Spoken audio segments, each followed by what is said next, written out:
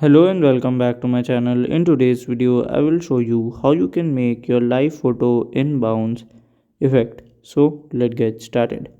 So here you have to follow this easy step. So here, first of all, you have to open the live app in your iPhone photos app. Then tap on the word as live on the top left corner.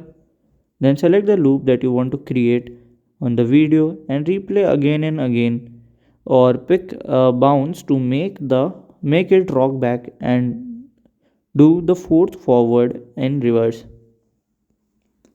Then you can also try a long exposure which will create a timingly movement effect. So by this way you can just do it in your iOS 15 version and above.